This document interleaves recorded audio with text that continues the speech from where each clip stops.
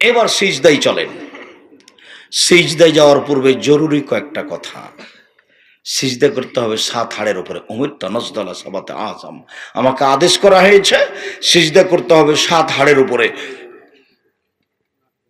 নাক কপাল 1, 2 হাত 3, 2 হাঁটু 5, 2 পায়ের বৃদ্ধাঙ্গুল 7। গণেন তো দেখি।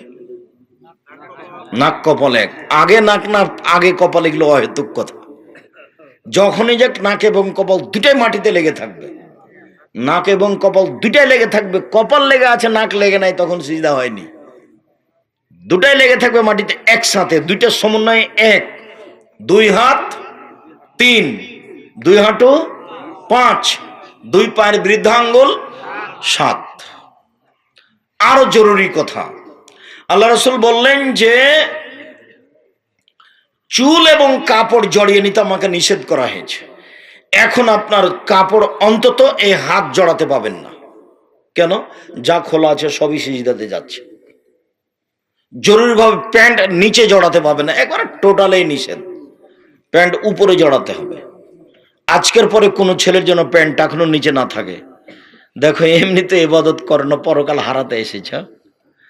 তোমার মাকে আর আমি কি যে বলি, তোমার মায়ের আচরণে আমি খুব দুঃখিত। তোমার মা এটা কেমনে দেখে রোজ যে আমার ছেলেটার প্যান্টটা এখনো নিচে আছে। তুমি মনে কিছু নেই না, আসলে এটা তোমার মা নয়।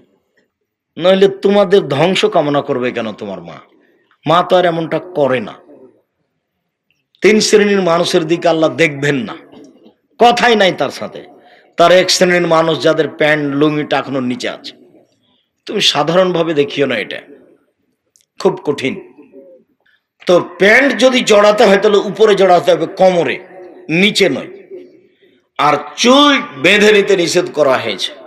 মহিলা মানুষের চুল খোপা বাঁধা থাকবে না, বেনি গাঁথা থাকবে, আর নাহলে এমনি পিছন দিকে খোলা থাকবে। যখন সিজদায় যাবে তখন চুলও সিজদায় যাবে।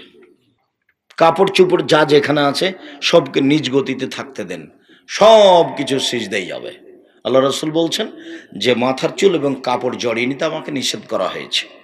আরো যে 2 পায়ের গোড়ালি সহ পা দুটি একসাথে মিলে থাকবে। পায়ের গোড়ালি এবং বৃদ্ধাঙ্গুল একসাথে মিলে জমা হয়ে থাকবে। এভাবে হাদিসে বাবু বাঁধা আছে। আয়েশা রাদিয়াল্লাহু আনহা বলছেন, ঘুম থেকে উঠে আমি দেখলাম রাসূল বিছানায় নেই। তুমি অন্ধকারে ঘর, আমি হাতের এইভাবে দেখছিলাম, কি বাবুর কোথায় কোথায় কোথায় কোথায় দেখি কোথায়। আমার হাতটা গিয়ে পড়লো রাসূলের 2 পায়ের নিচে। তখন তিনি সিজদায় ছিলেন। তো একটা হাত 2 পায়ের নিচে পড়লে, 2 পায়ের উপরে পড়লে, তাহলে পা দুটা কি হয়েছিল?